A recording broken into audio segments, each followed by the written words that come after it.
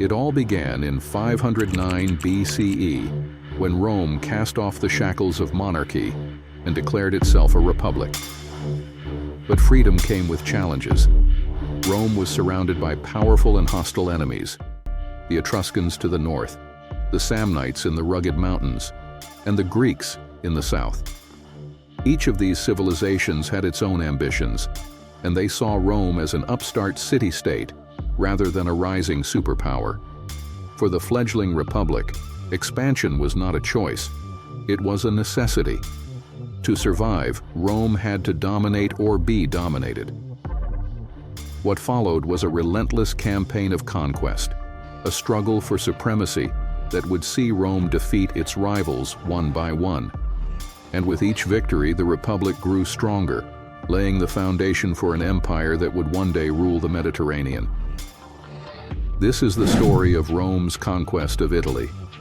The battles, the betrayals, and the strategies that turned a small city into an unstoppable force. The first challenge to Rome's survival came from its immediate neighbors in Latium. The Latin tribes, sharing cultural and linguistic ties with Rome, resisted its growing dominance. In a series of wars throughout the 5th and 4th centuries BCE, Rome systematically defeated and absorbed these Latin city-states. Through a combination of military strength and political diplomacy, Rome established itself as the dominant force in the region. However, Rome's ambitions did not go unnoticed. To the north, the powerful Etruscan city of Veii posed a major threat. Veii, a wealthy and influential city, rivaled Rome in power and territory. After years of skirmishes, Rome launched a decisive campaign in 406 BCE. Led by the legendary general Camillus, the Romans laid siege to Veii for a decade. In 396 BCE, after relentless pressure, the city fell. Its people were enslaved, and its land was absorbed into Roman territory. Rome's first major conquest beyond its immediate borders. Just as Rome celebrated its victory over Veii, a new and terrifying threat emerged. In 390 BCE, a massive horde of Gauls, led by the warlord Brennus, swept down from the north. At the Battle of the Allia, the Roman army was disastrously defeated, and the city of Rome itself was sacked. The Gauls pillaged the city and extorted a massive ransom before withdrawing.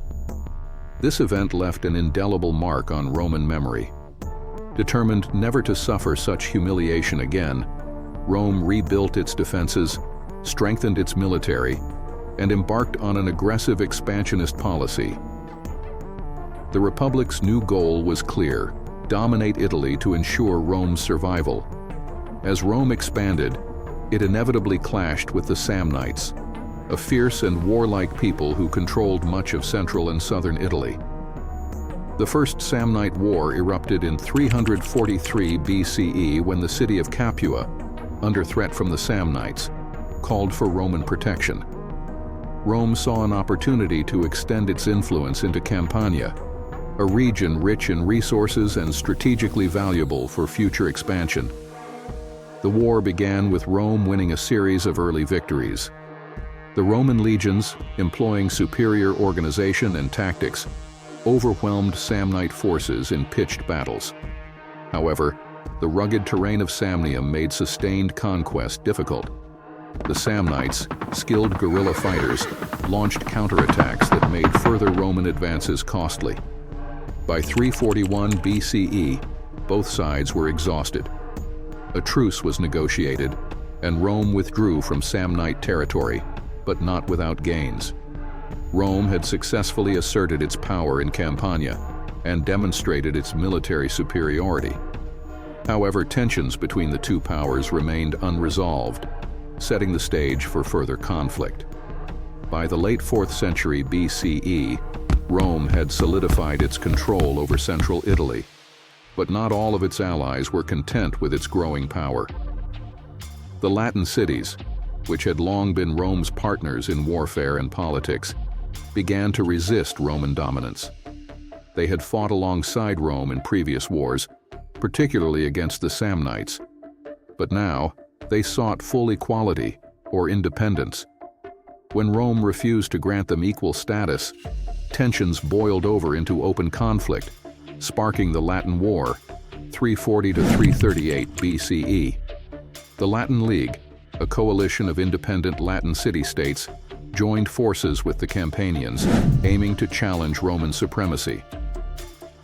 The war began in 340 BCE with a dramatic battle at Vesuvius, where Rome, led by the consuls Titus Manlius Torquatus and Publius Decius Mus, faced a combined Latin and Campanian army.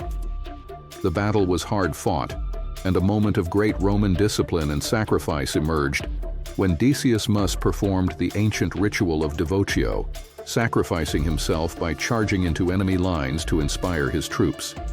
This act bolstered Roman morale, and the Latins were defeated. Another major engagement occurred at Tryphanum, where the Latins suffered another devastating loss. With their forces shattered, the Latin cities could no longer resist Roman might. By 338 BCE, the war had ended, and Rome imposed its will upon Latium.